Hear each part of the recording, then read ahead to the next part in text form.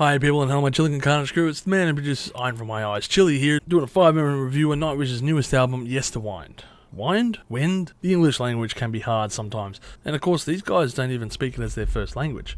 But it is perhaps made worse by this old English appearing record title alluding to a feeling of time and history and all that shit that you can really expect from a band that delves into symphonic metal with deep ethereal themes, and of course this is something that Nightwish do very famously. Now I'm not trying to sound negative here, but this is a band that always seems to skirt on the edge of my radar and remains somewhat elusive to me. So with this album, the band's 10th and first in 4 years, it seems only natural to of course cover them. Let's dive in.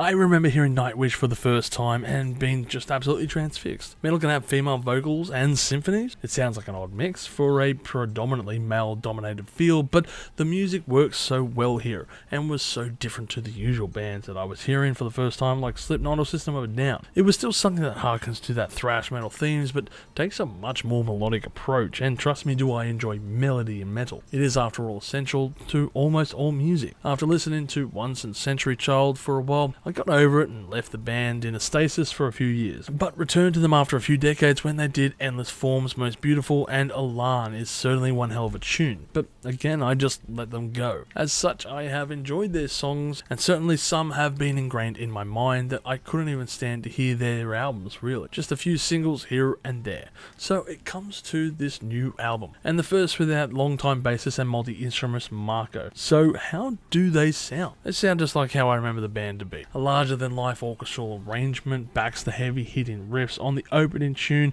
An Ocean of Strange Dreams, and I am now reminded of an interview that the band gave stating that this album's sound would be heavier than previous works they had done, and judging of course by what I have just heard, this seems to be true. This tune really goes hard from the start and is a perfect opener to this album, just grabbing the listener's attention. I mean, it grabbed mine, and I'm not exactly a huge fan as I've mentioned before, but I'm still liking what I'm hearing, and the next song certainly feels like a looming presence is nearby with an uneasy sounding tune that builds the atmosphere on this album. It's just a shame that the next piece, A Day, just seems to fail to live up to the predecessors. The one piece though that really lost me as far as listening to this record was The Children of Atar, and this is where I had to truly question if I was still listening to the band or a remix of it. This tune is very unusual for what I've heard the band play, and I didn't enjoy it at all. Instead, this is sounding like a Euro-sounding 90s club mix version of Nightwish. And I gotta say, that song just really sucked the life out of me. What makes this a little bit harder is the fact that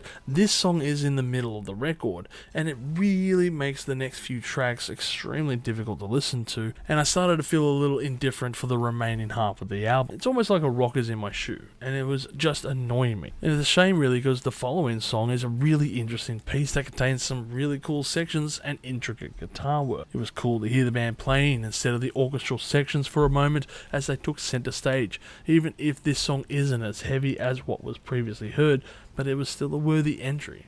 It's as if the band just suddenly realised they weren't going to be sidelined by the unofficial member of the group, which is the symphony section. And that is, I guess, what I really enjoyed about this tune, because, you know, when you go back to Once, for example, the symphony was added as an afterthought. While this album, and of course a few of the more recent ones, the symphony sections have always been at the forefront of the ideas. As for the rest of the album,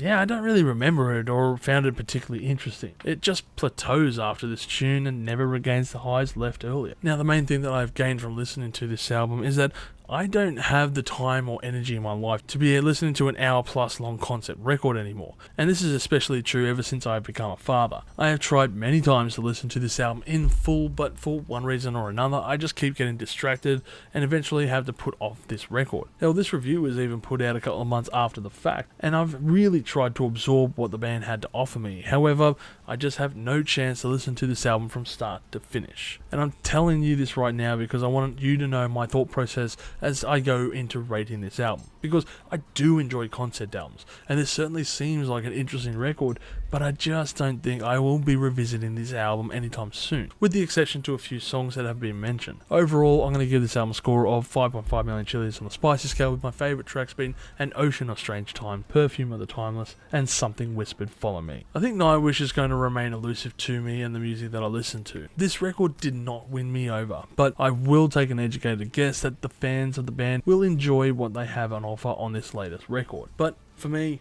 I throw my hands up in the air and say, this is just not the album for me. Ultimately, I think the band just need to dial it back as far as symphonic elements go and just start playing their riffs at the forefront. They should keep this in mind moving forward for their next album. Write the music first, add the symphony sections later, only if required. If you've enjoyed this content, make sure to smash that like button, subscribe to us, and stay notified for future music related content, because it keeps our manager happy at the end of the day. We are also on Discord, Instagram, Facebook, and all those other social platforms if you want to check us out. As always, people, you have a great day and stay spicy.